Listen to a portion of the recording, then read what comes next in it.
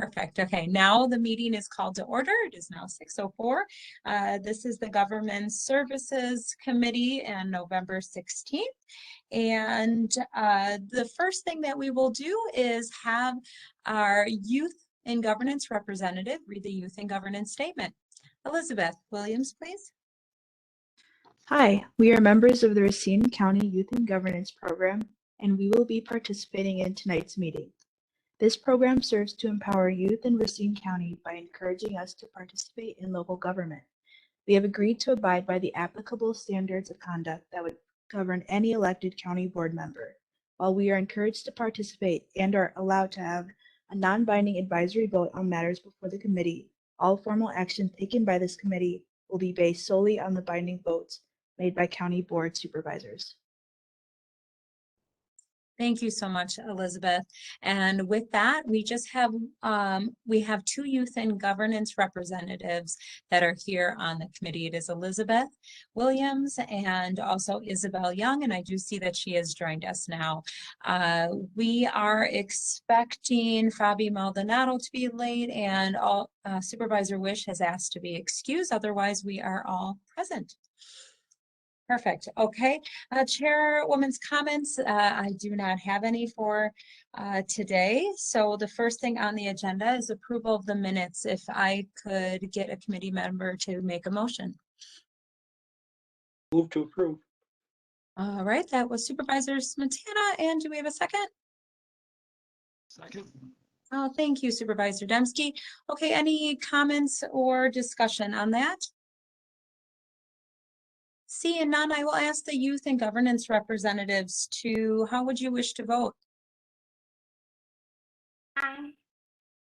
Aye. All right, perfect. And then for the committee, how do you wish to vote? Aye. Aye. Aye. Perfect. Is there any nays? It has passed. All right. For our new business, we have our county treasurer, Jeff Lattis, who is going to present to us. And for the youth and governance representatives, and also maybe for new committee members, items are referred to the Government Services Committee for our constitutional offices and their departments. And one of those constitutional offices is the Treasurer's Office. And so Jeff has agreed to come before us and let us know what's going on and a little bit about what he does. In 2019, we had Jane Nicolai leave the position after 8 years. And Jeff's going to have to correct me here, but I think maybe in November he took the seat, and I will just allow him to fill us in on that. Jeff? Thank you very much, Supervisor Caprillion. You're absolutely correct. I took office actually October 25th, 2019, and was appointed the position and then ran for re-election successfully in the last election. So I'm first year into my first elected term.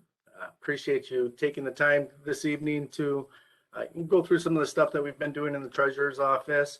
Haven't had an opportunity to meet and speak with many of you directly, so I appreciate the opportunity. I do have a PowerPoint that I'm able to share. I don't know if I need permission to share. MT, does he have the ability? There we go. Thank you. Thank you.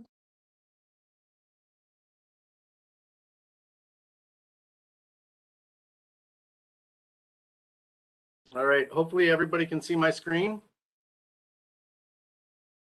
Not yet. No? Okay, let me try backing it out. Thank you for putting something together for us. Absolutely. Makes life a little bit easier.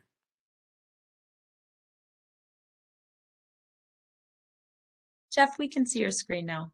Okay, thank you very much. Mm-hmm. So my goal tonight is to just spend a few minutes going through some of the recent updates in the Treasurer's Office. And then I am, of course, available for any questions at the end of my presentation. Again, taking office in October of 2019, one of my goals was to make sure that the Treasurer's Office was a resource to taxpayers. And one of my first initiatives was to spent some time going through and establishing a resource pamphlet for taxpayers. So I've got that pictured here. It includes anything from human services departments to legal services, budgeting and finances, veteran services, energy assistance, as well as real estate services. One of the things that I recognized very early on is that when I'm working with a taxpayer who's fallen behind on their property taxes, it's more harmonious if I can come to the table with some solutions for them and some resources for them, as opposed to just being the one that's knocking on the door and collecting taxes. So first initiative was really to put together this resource guide. I spent quite a bit of time meeting with the resource providers. I wanted to get a feel for what that taxpayer's experience would be in working with them. And I wanted to make sure that the resources that were included in our guide were ones that were going to be beneficial for the taxpayers and not frustrating for the taxpayers. One of the big parts or big responsibilities of the treasurer's office is to collect delinquent property taxes. And I really like to take an approach of education and cooperation on the front end of that process. With those resources that I put together, again, there's a lot of financial resources, budgeting and planning, as well as other resources in the real estate field. My goal, first off, when working with a new taxpayer, is really to understand what their situation is and try and find a solution to their problem. Most people are not delinquent on property taxes by choice. They've had some life challenges that have put them in that position. So I'm working with financial counseling organizations, as well as a one-on-one with myself, and really understanding what their situation is. It helps to kind of create a solution. One of the solutions that I incorporated was structured payment plans for delinquent property taxes. I found very early on that having a year, 2, or 3 of delinquent property taxes was really an overwhelming situation for people. And the prospect of coming up with $10,000 all at once to satisfy that debt really wasn't realistic. So what I did do is I moved into putting together a structured repayment schedule, and through financial counseling situations where I would sit down and specifically meet with taxpayers. This is an example of somebody that I started working with in 2019. They were in our foreclosure action, and they had been paying property taxes. They just had not been paying significant enough amounts to really make headway on their situation. When I started working with them, they were actually paying $750 a month toward their delinquent property tax balance. However, the balance being $86,000 at that time was really, that $750 was covering the new interest and penalty and only putting $100 toward the principal balance on a monthly basis.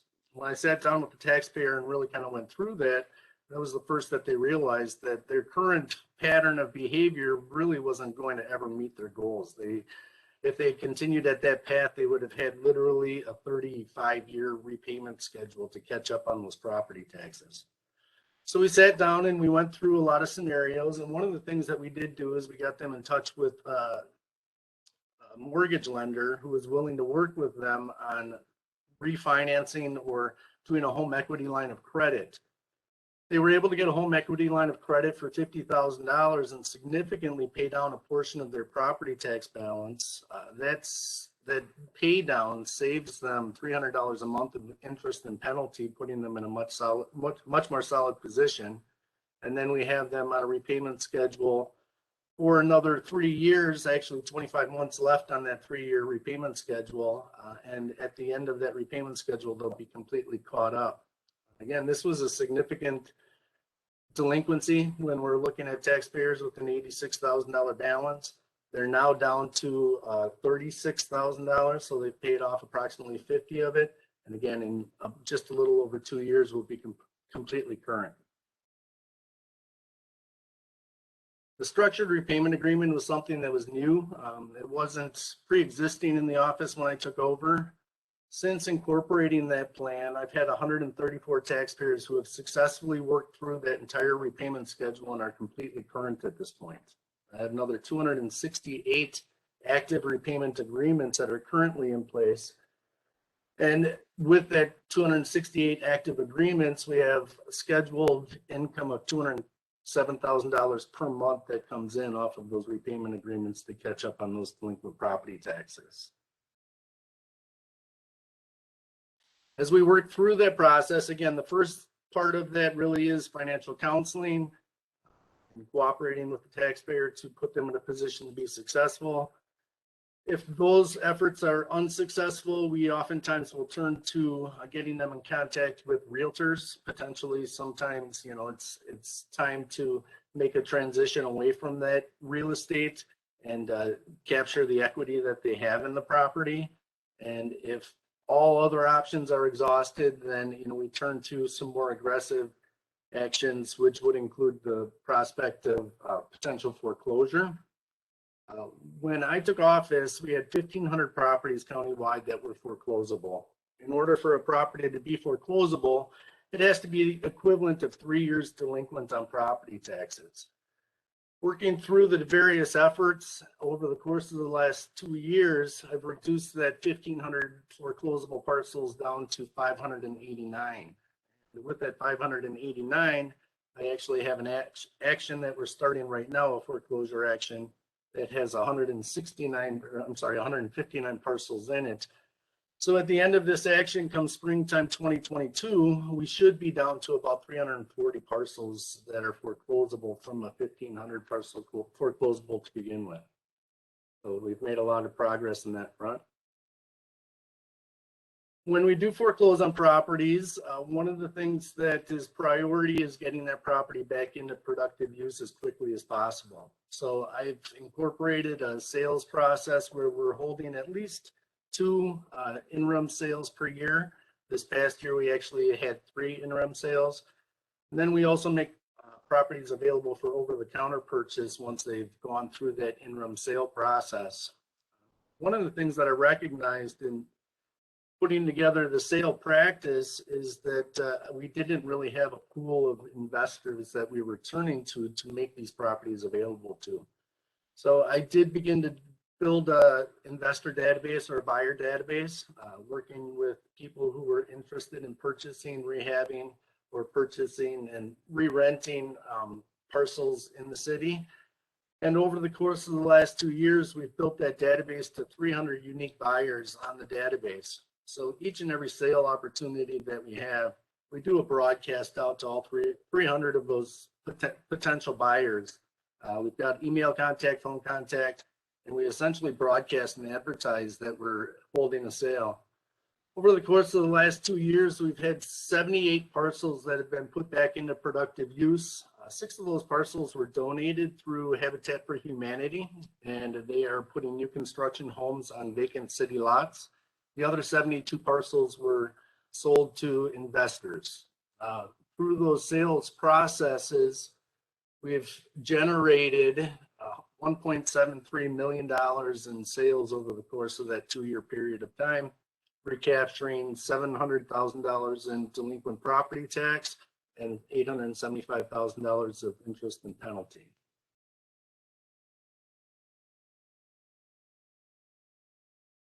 Collection efforts overall, we do, obviously, I spoke about the repayment schedules, which is a standard and reliable income source that comes into the treasurer's office. We also do delinquent notices and regular collection efforts through the office, as well as the sale of the interim properties to recover delinquent property taxes, interest, and penalties.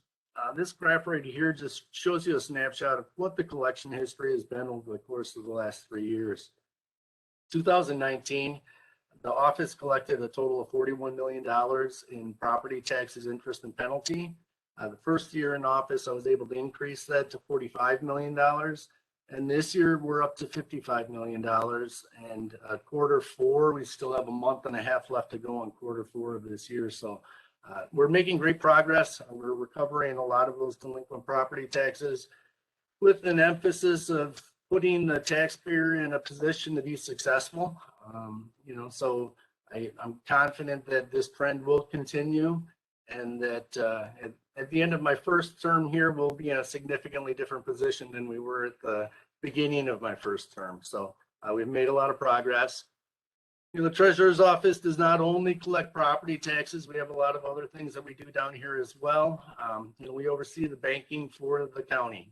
I actually just had a meeting this afternoon with our treasury management team over at our banking partner. And, I do that periodically to sit down and make sure that we're maximizing our positions and our financial positions, as well as ensuring that we've got the latest safeguards in place to protect the financial interests of the county.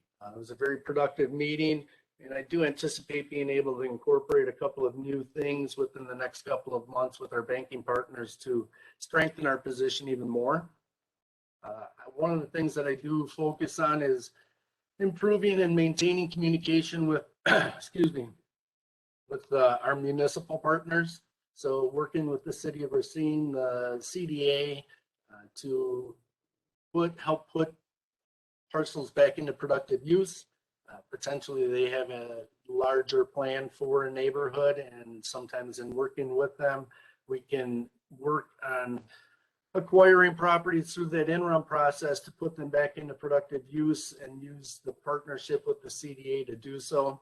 It's not only the city of Racine, I also have partnerships, obviously, with the other municipalities.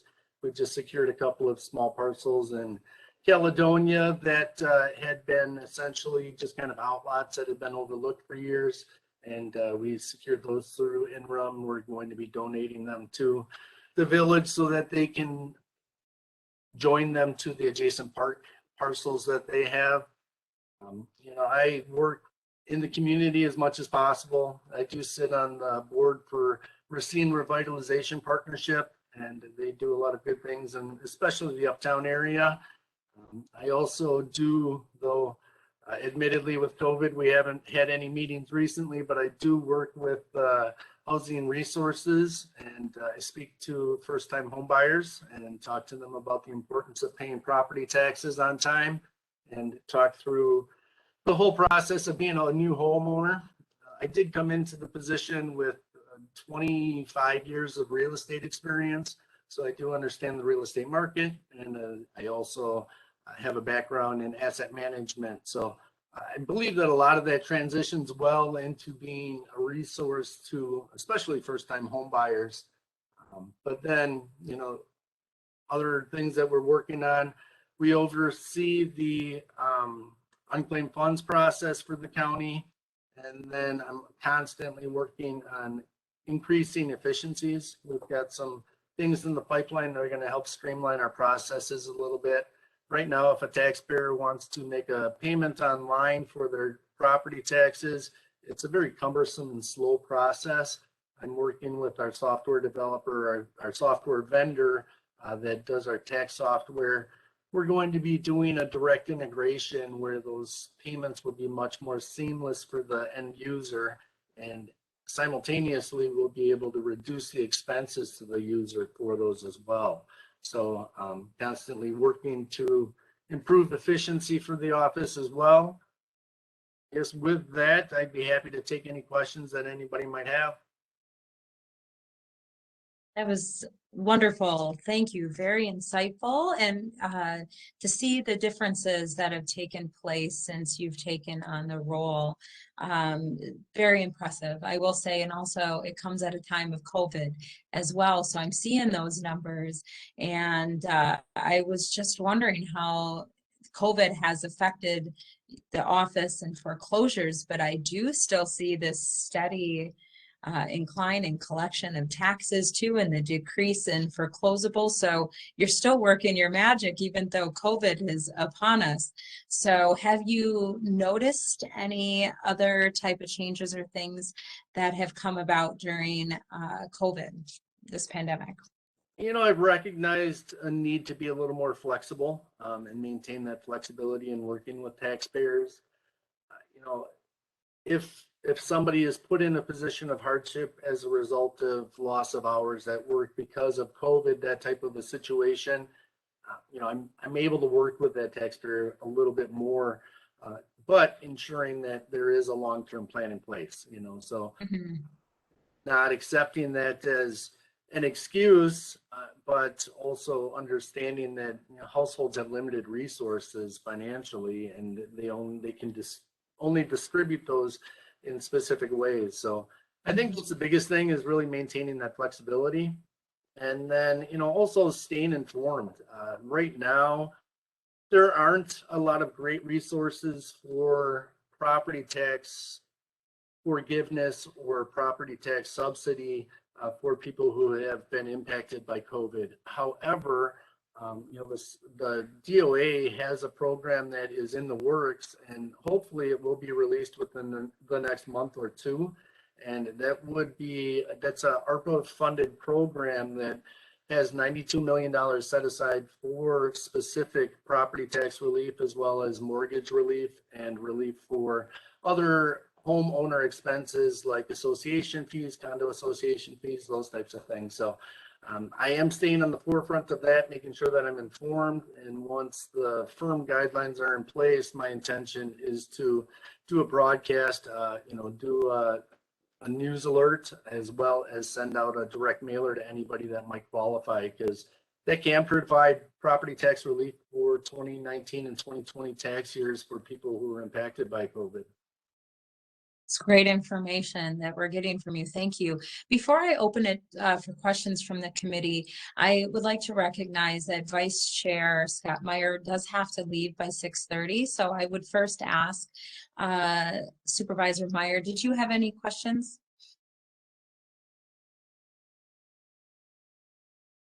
No, Chairwoman, thank you. But I just want to thank Jeff for all the work he's been doing, and continue the good work that you're doing for the county, and keep the numbers going in the right direction. Thank you.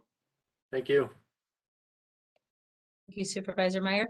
Okay, the rest of Government Services Committee and Youth and Governance representatives, do you have any questions?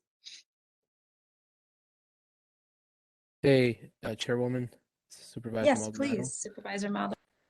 Thank you so much. Jeff, thank you so much for your presentation. I'm not sure if y'all can hear me. My internet's like kind of shaky. We But hear you. Jeff, I wanted to know if I'll probably connect with you offline, but I just wanted to know a little bit more about the Uptown situation. I'm sure you're aware a lot of the buildings there are having a hard time paying the taxes, and it's been challenging for development from the information I've gathered from some of the business owners in that area. And I just wanted to just connect with you online because I have a lot of questions related to Uptown. I'm just wondering we could just at some point, if not this week, next week, just sit down and just chat a little bit about some strategy around what can be done in the Uptown area. Absolutely, I welcome the opportunity. Okay. Awesome. Thank you. That's it. And thank you for your work. Thank you. Anyone else on the committee? Please feel free to just unmute yourself because I won't be able to, I can't see everybody.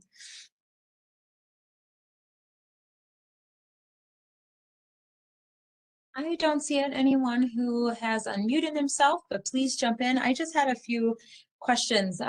So Jeff, if you talked about you're able to work with the individuals, and I'm wondering how much flexibility do you have? Because it sounds like there's quite a bit of latitude in what you do, or are there certain guidelines that you follow that maybe this committee needs to be aware of, considering if there is some changes in ordinance and policies? Those are the things that come before us, and I'm just not familiar. What are your guidelines?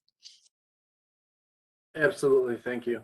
So I do recognize that I have a responsibility to make sure that all taxpayers are treated equally. So when I do say that, I'm able to afford some flexibility, it certainly is not to imply that I don't have standard practices that I'm applying across the board. So when I do work with taxpayers on those delinquent taxes and we're working on that repayment schedule, I do have a very firm, I have a defined repayment agreement that's in place that every single taxpayer that takes advantage of that opportunity, they all sign off on the exact same agreement. The recalculation or the calculation of a repayment schedule is consistent across the board. What I do is I look for a 6-month repayment schedule for every year of delinquency. So if somebody has 2 years of delinquency, they are set up on a 12-month repayment schedule. And anybody that's in that situation of being 2 years delinquent, they all have that same 12-month repayment schedule. When I look at flexibility, you know, I may afford a little bit of latitude with regard to the timing of incorporating that repayment schedule. So, for example, if I have a taxpayer that I'm working with and they are expressing concerns with COVID, which during that, you know, first push of COVID, we had 37 taxpayers that expressed concerns about repayment schedules with their COVID situation. I made sure that I was documenting anybody that took a position of needing protection from COVID. And then in doing so, you know, they were essentially asked to continue to pay what they could afford to pay in the short term while they were working through that situation. And then their situation was revisited down the road, be it a 3-month down the road, 6-month down the road, and incorporated into that standard repayment schedule. So, you know, when I do say I afford flexibility, it's short-term flexibility to work through those individual situations, potentially putting somebody in a position to, you know, make contacts with some of those social services organizations that I've referred them to. Oftentimes, if somebody is going to refinance a home to, you know, take out a home equity line of credit to pay off the delinquent property taxes, that can be a 3 or 4 month process. So, you know, I may not be as aggressive in my approach with them as they're working through that process, understanding that they are working to satisfy the debt, but making sure that I do follow up with them in a reasonable amount of time to ensure that things are moving forward in a manner that they should. So it would be, thank you for that answer. When we get communications that come before the county board, we often have a list of those communication are foreclosures. A handful, if other supervisors do recall, that Clerk Christensen reads quite a bit of them. At what process are those individuals in? And if we do hear constituents of ours being called off, what role can we take at that process when those communications come in? Are you familiar with what I'm talking about? Yeah, I am. So, you know, any of the foreclosures that come through the treasurer's office for property tax foreclosures, those are presented in front of the finance committee. I do believe that some of the communication that Clerk Christensen communicates to the general county board may be more mortgage related foreclosures. I think those are being referred. Nope, you had it right at the first go round. She reads it off to be referred to finance department. Okay. So I'm just asking for some guidance for the supervisors here on this committee. When we do see those being called off by Clerk Christensen to go to the finance committee, what can we do at that point if we do hear constituent of ours? At what point in the process are they in? At that point, they were really at the end of the process. So at the point that they're being presented in front of the finance committee, we've generally successfully completed that foreclosure process already at that point. So you do make a great point, though, in that I'd love to generate or create some sort of communication that would make each of you more aware of the process on the front end, so that you're aware if your constituents that are in your districts are facing that foreclosure action, if you are inclined to be a resource to them. If we're waiting until it's presented by Clerk Christensen, it's too late. So I will give that some thought as to how I can better communicate that. Our standard practice and our legal requirement, if we're initiating a foreclosure process, we're required to do a Class 3 publication in the newspaper. So what we do is we publish that in the Racine Journal-Times, and it runs for 3 consecutive weeks in the Journal-Times. And that's kind of the public broadcast that we're initiating our action. From there, you know, we send out certified mailings to anybody that has an interest in the property. So obviously the property owner themselves, but also any mortgage holders, any lien holders that might be on title of the property, they're notified as well. That foreclosure process typically takes about 4 to 5 months from start to finish. We're initiating an action right now. Publication is going to go into the newspaper next week, and we have a court date for that for March 21st. So that's kind of our timeline in working through that process. Generally speaking, approximately 20% of the properties that we initiate foreclosure action are we successful in foreclosing on. So 80% of the properties that we initiate action on, we're able to get a workout plan in place. We're able to get them out of that action and get them to redeem the foreclosable certificates. Oftentimes that's what generates or prompts them getting onto one of the structured repayment agreements. With that repayment agreement, that affords foreclosure protection from my office. If somebody is on a standard signed structured repayment agreement and they're honoring it, then they are off of that eligible foreclosure list. So oftentimes when we go through that foreclosure action, that is one of the tools that's used is, we can get you out of the foreclosure action. Here's a repayment agreement. Let's get started on this. You make 3-4 months of consistent payments. We'll get you pulled out of the foreclosure action with the expectation that you continue to make those payments moving forward. So to your point, I will give some thought as to how I better communicate that process to county board supervisors and make sure that you're informed on the front end, even if it's just a matter of forwarding over that initial action list via email or something like that. Really appreciate that, and thank you for your willingness to put some thought into it, because I can speak for myself, but possibly other supervisors. That's the first time we often are seeing that our constituents are coming up and are going through that process. It's not something that oftentimes people are disclosing, very personal, I'm sure. And so if there is some tool, because if you're saying it's too late, it's hard for me to hear, because that's our first time into it, and maybe we've already built a connection that they don't have a connection with your office or the county government's very intimidating.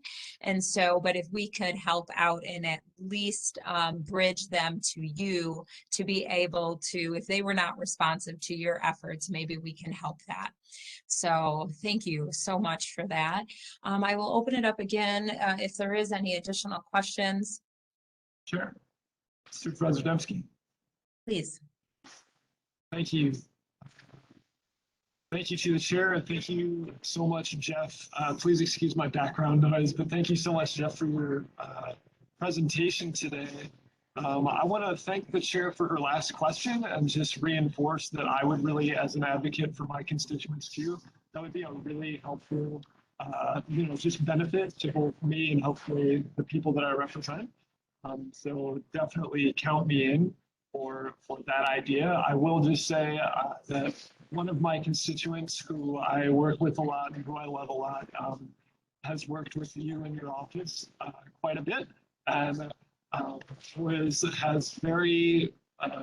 an older man, just a funny person, and he always has very funny but like glowing praise to give you and your office. So aside from just the numbers and getting to see that on paper and going like, oh, well, that looks good, I've heard it from at least one constituent too, that working with you has been a really positive experience. So I just want to thank you for bringing what you brought to the county and trying to protect people and keep them in their home, to keep them fiscally sound. Thank you.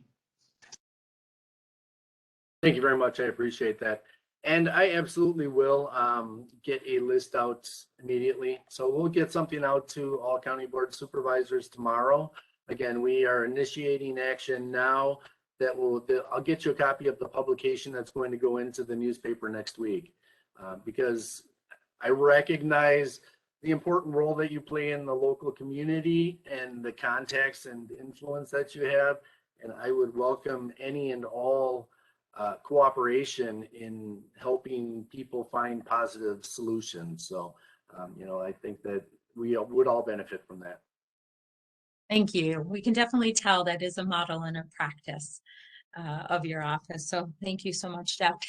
Going back at the beginning, you had brought us to showed us a slide of your resource pamphlet, the Taxpayers Assistance Resource. Wonderful information you have on there. How can we get our hands on that? Is it electronic, or do you have some printed versions that we can pick up? I will include a PDF copy on the email that I send out, but that is a resource that's available on our website as well. So we do have those Okay. resources available on the county treasurer's website to all of the constituents, but I will make sure that a PDF copy is included on that email that goes out tomorrow. Great. Is there any printed? Do you have stacks printed that are dispersed anywhere in the community or in your office? I absolutely have them available in my office. We have several other resources available in the office as well. I would love to get them out into the community. I just haven't really developed that network of locations to get those distributed to yet. So That's where we could help. Happy to help you with that. So, absolutely. and I'm sure, you know, the other supervisors too have some great connections within their district where they can probably already have a place in their mind where they would be a great place there. So those are some questions that I had. Besides the introduction to the payment schedule, you mentioned that wasn't done in the past, and it's something that you introduced. And so with that, does that come with any additional administration cost? It does not. It's completely managed internally. So it obviously, there's a labor resource that goes into managing and overseeing that. I've got somebody that's checking those payment schedules monthly and going into the system to ensure that payments are made on time and those types of things. So as of right now, we've managed that entirely internally. And I do anticipate to continue to manage it internally. However, I do also recognize that it's a burden of time on my office that wasn't previously there. So I've already initiated conversations with our software developer for our tax software, and they are going to be building in some tools into the tax software that will make that much more efficient for us. So whereas right now it may take 10 hours a month for my clerk to go through those repayment schedules, make sure that everybody's timely, we can shorten that to an hour a month. So I'm working on that, and we'll manage that administrative burden. Right now we've been able to, but we will incorporate some efficiencies as well.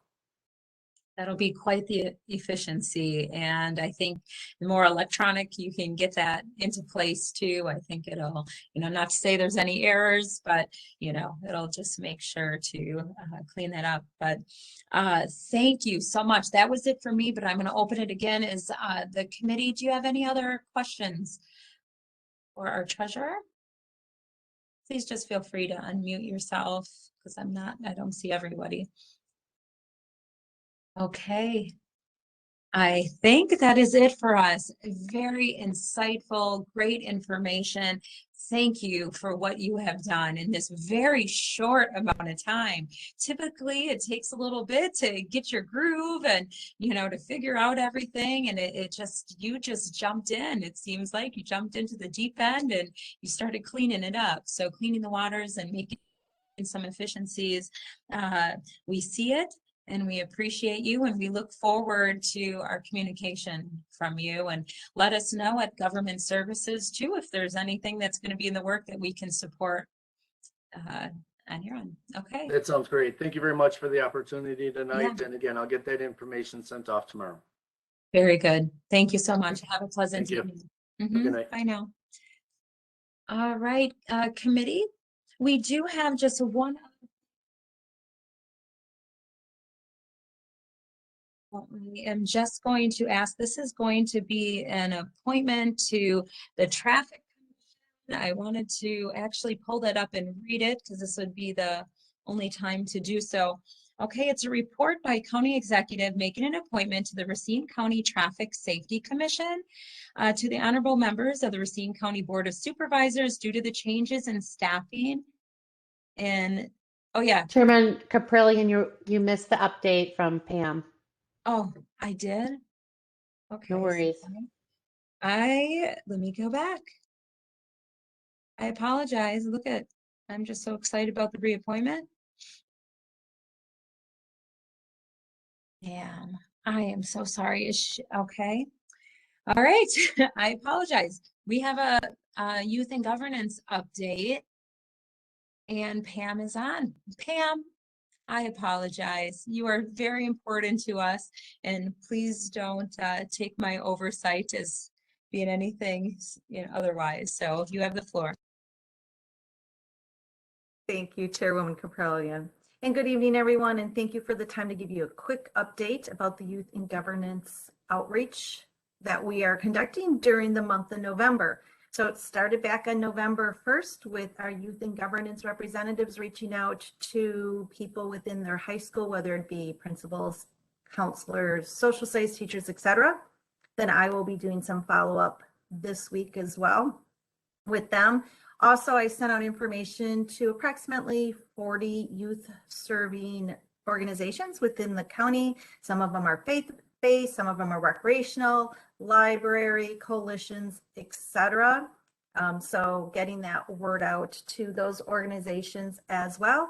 As of today, we have 12 nominations already, and we're off to a good start. And mainly because November really is that outreach time. And so oftentimes we don't get a lot of nominations till December, and quite frankly, usually not until the last week. And in December, I'll do one last push. Especially what I'll do is I'll look and see, for instance, if there's a high school that I've received no names, or maybe one, I'll send a personalized email that says exactly that, like, oh, we've only received one nomination. We'd love to see more youth from your school nominated. And I find that that works really well. Too. And I've also done some PR work. I wrote and submitted an article to the Racine Journal-Times on Friday and already heard back from them. And so hopefully by the end of this week or sometime next week, that article will be in there, and it has information about nominating youth in it. Also sent to Andrew Gertz, I hope I said his name right, a press release. So hopefully, getting word out that way as well. We'll get more nominations. And of course, you are invited to nominate youth as well. So that, I'm just seeing if I think I got that all. So that's where we're at right now in the Youth in Governance Program nomination process. Very good. Thank you for that information. And I know myself, I need to do a better job. And thank you. This is a great reminder to encourage youth to show some interest and want to be involved, and for me to either nominate or find those adults to be able to nominate those youth. So thank you for this reminder.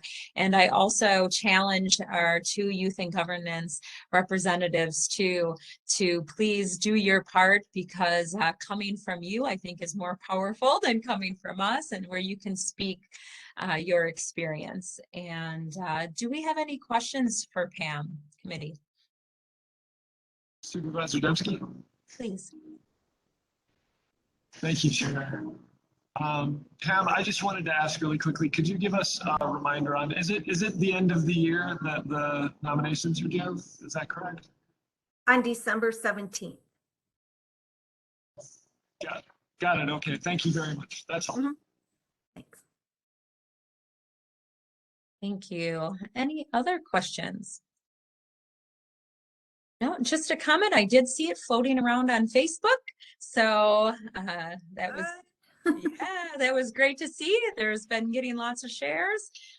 So that was a great avenue to take there. And we definitely, those who are on Facebook, all of this committee, please do your part and help share that. I think that it helps bring attention to it, if nothing else, too. So, and that's good to have. We're doing some great things. So thank you, Pam. You're always so organized, and much appreciated.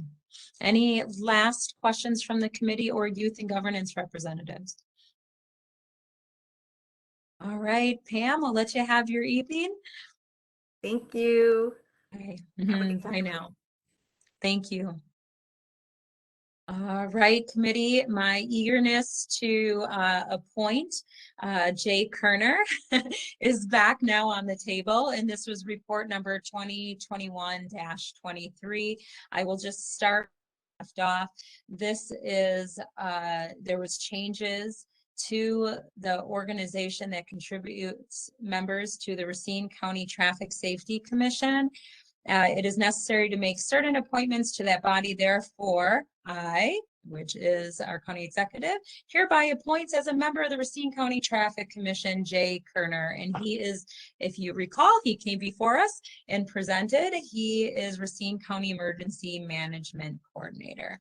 So that is an actionable item, and I would just ask for a motion. Make a motion. All right, thank you. I believe that was Supervisor Cruz. Thank you for that. And do we have a second? Second, Dembski. Thank you, Supervisor Dembski. Do we have any communication or discussion on this motion? Seeing none, I will ask Youth and Governance to go ahead and vote first. How do you wish to vote? Aye. Aye. Thank you. It's been noted. Okay, and now for our committee, how do you wish to vote, please? Aye. Aye. Is there any nays? Motion passes. All right, that does conclude our agenda for this evening. Just one note that I would like to present to this committee is that we do have the flexibility to take up some items just because of our role as government services. So whether we're looking for resolutions or within our constitutional office or things that we would like to possibly see within the county board or county government.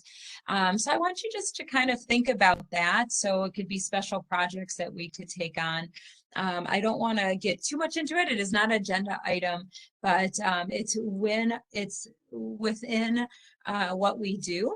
And so think about it. I know that in the past, when I first joined this committee some years ago, we did have a intern at the time who was going to help with projects, more specifically ones that were going to get taken up at the WCA, the Wisconsin County Association.